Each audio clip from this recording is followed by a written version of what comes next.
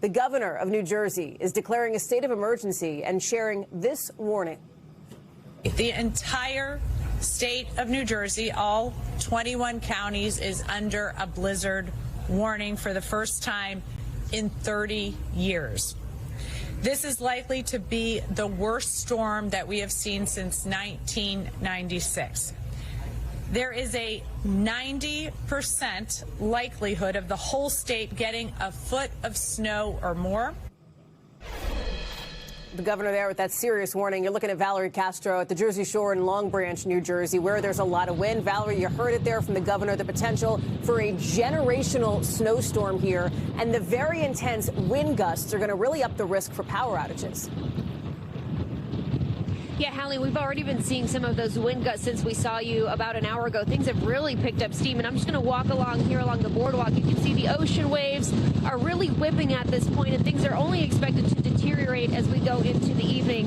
As the governor mentioned, the entire state of New Jersey is under a blizzard warning. When we spoke to the Monmouth County Sheriff earlier today, he said if this storm is anything like the one they had in 1996, he says the next 24 hours are going to be fearsome and extremely difficult. He's urging everyone to stay off the roads and stay home. He says the county is prepared. They have 10,000 pounds of salt ready to spread throughout the area. He says local hospitals have staff sheltering in place, spending the night there tonight so they don't have any trouble getting there tomorrow. And he says crews will be out throughout the evening monitoring the conditions and making sure that people stay off the roads, because this will continue to get more dangerous. The eastern portion of New Jersey is expected to see some of the highest snow totals. Here in Long Branch, we're expecting up to 30 inches of snow. So things will look drastically different come tomorrow morning based on, when you compare what you're seeing right now. We have seen some of the snow starting to move in. Earlier today, it was mostly rain. It has just started to turn over to snow in the last few hours or so. It has begun to stick to those grassy areas. Not really quite sticking here on the boardwalk just yet. But again, things only expected to get worse. But I will show you, Hallie, that people here are diehards when it comes to living along the shore. Here comes someone running down the boardwalk, a jogger exercising.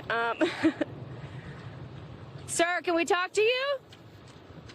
Nice, keep it up. His face is bright red, Hallie. I don't know if you can see. His face is cherry red. The winds are whipping. They are brutal. I have goggles on. He does not, so Godspeed to him. Hallie?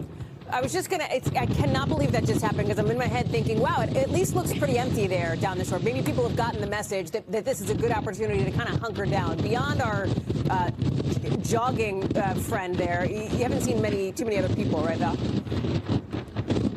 No, and we did speak to some people that were out earlier today, and one gentleman said that, you know what, he didn't take the last storm just a few weeks ago all that seriously, and he says he really regretted it. He did not have the supplies at home. He says he tried driving around in the storm, and things were really treacherous, so he said this morning, first thing he did, went to the store, stocked up on supplies, planning to hunker down for the rest of the day. Hallie?